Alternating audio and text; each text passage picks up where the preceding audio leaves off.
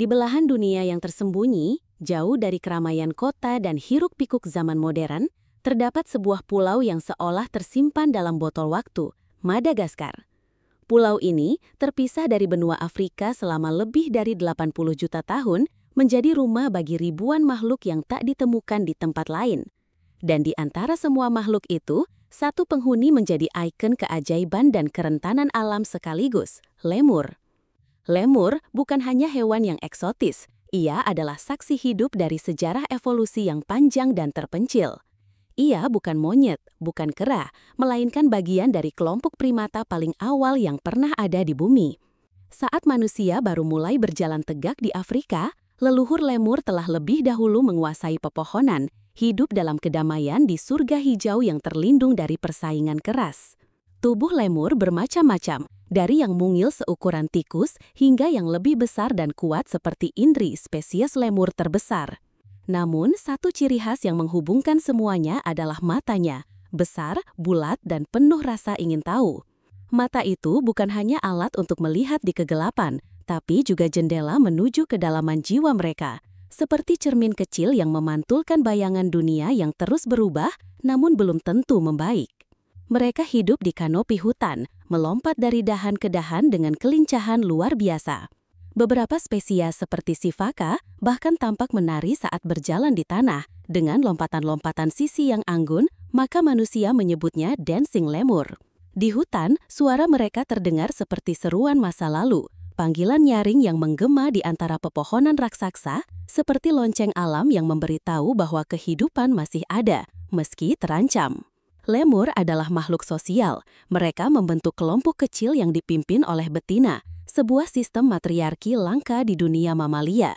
Dalam kelompok itu, kita lihat kasih sayang yang tulus, saling membersihkan bulu, tidur berdekatan, bahkan melindungi anak yang bukan dari rahim sendiri.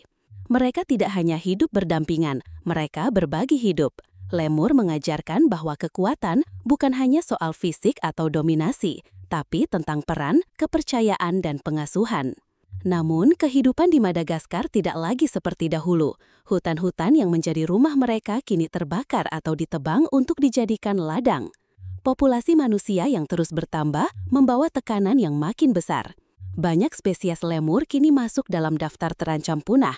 Bahkan beberapa di antaranya mungkin telah punah sebelum sempat ditemukan atau diteliti. Di balik kekayaan budaya Madagaskar, lemur juga dianggap istimewa.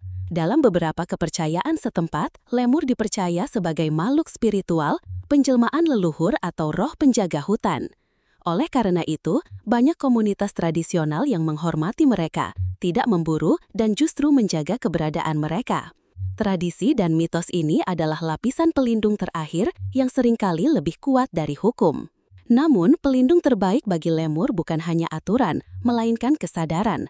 Kesadaran bahwa mereka bukan milik kita, mereka milik bumi, milik ekosistem yang saling terhubung, dan keberadaan mereka adalah bagian penting dari jaring kehidupan. Jika lemur hilang, bukan hanya satu spesies yang musnah, tapi juga cerita panjang tentang pulau yang unik ini akan kehilangan narasi utamanya. Lemur bukan hanya makhluk lucu dengan ekor bergaris dan mata berbinar. Ia adalah simbol dari kehidupan yang unik dan rapuh, dari sejarah yang belum selesai diceritakan, dan dari masa depan yang masih bisa kita selamatkan. Ia adalah suara dari hutan yang perlahan sepi, meminta kita untuk berhenti, mendengar, dan bertindak. Maka, jika suatu hari kamu beruntung berada di hutan Madagaskar dan melihat lemur melompat di atasmu, duduk diam dan amati. Dengarkan suara dedaunan yang disentuhnya, lihat cara ia merengkuh cabang dengan jemarinya, dan resapi bagaimana makhluk kecil itu telah bertahan selama jutaan tahun, bukan dengan kekuatan, tapi dengan keseimbangan, ketekunan, dan harmoni.